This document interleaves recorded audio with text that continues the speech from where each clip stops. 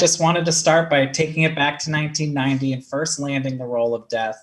Just, do you remember what they were looking for and maybe some of the hoops you had to go through to land it? Because I know it was kind of an interesting process for you. It was. They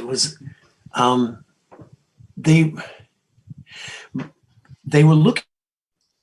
I think they were looking for somebody older, first of all, because you're casting the Grim Reaper. He's like 1,000 years old, or 10,000 years old. And I know they were thinking about people like Christopher Lee, but he's also funny. So, and then I believe they were talking to Christopher Lloyd, who could play that crazy guy. He would have been great in it too. But I came in and put myself on tape for them, for the casting people. And I did this Czechoslovakian accent, was like that. And then I left. And I didn't hear anything for like 3 weeks. And I thought, that didn't work out. And then I got a frantic phone call from Karen Ray, the casting director. And she said, Bill, they want you to, I need you to come back, do the audition again, but you have to go to a Halloween store and get some gray and put it in your hair and black out your teeth or something, because they think you're too young and too pretty. Which is nice to hear, but which is lovely.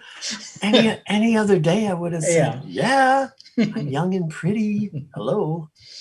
But so I thought, that's gonna look like crap. So I called the makeup artist from Die Hard 2, which I had just done, Scott Edo. And I told him my problem. And he said, well, come on over to my house. The morning of the audition, I went to his place in Marina Del Rey, and he made me look like a believable 70-year-old guy, just pretty much like this. Right. How you look now? No, he said, how I look now. No, I actually look better now than he made. Good. And I got in my car and drove from his house to the audition. And I did the audition again, and got the job. And as what Karen Ray, the casting woman, told me after the audition, she said, as I left, one of the producers said, he looks a lot older in person. so the makeup that Scott Edo had done worked. And then of course when we went to film it, the makeup was completely different. It was just white, bony white looking. Age didn't really matter.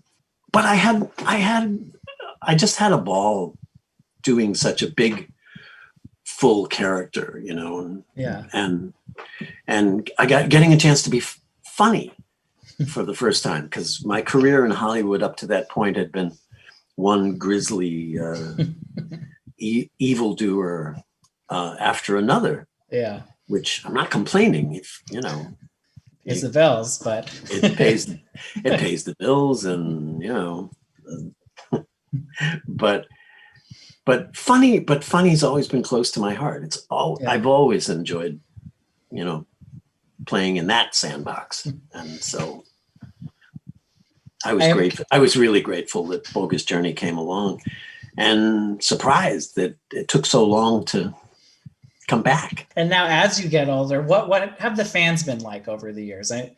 Do they want to try and beat you at board games on the street, or do they want to rap with you? What is that like? Everybody wants to have a brush with death that they can get away from. Yeah, I guess, I don't know. It's a weird thing. People don't recognize. Well, they didn't years ago. People didn't recognize. The movie opened and it did what it did in the theaters, and then it disappeared. And in those days, I guess it came out on video, but that was it. There was no. and under the 3 hours of makeup, nobody recognized me on the street. Yeah. Cops would occasionally recognize. I had couple of cops say, "Grim Reaper, bogus journey." I was like, whoa, because they're good. Because they're really good with faces, facial recognition. Yeah.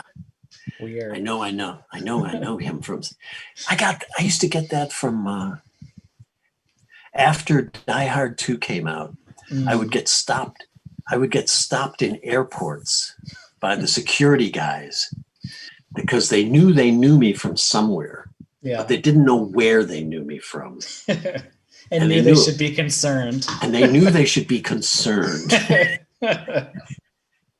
I went to, that happened with the Secret Service guys. I went to Clinton's second inaugural. Yeah. My wife and I were dancing. We're out on the dance floor in tuxedo, and we're at the Latin ball, right? And all of a sudden, I'm surrounded by Secret Service guys, and they're like, one of them came over to me and said, "Mr. Sadler?" I said, "Yes."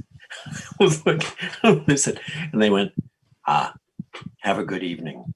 I was like, whew. They knew the face. Yeah. They didn't know where they knew it from, but it wasn't good. And Clinton was about to arrive like in 15 minutes. And they had to be sure. They were like, "No, it's all right. He's an actor."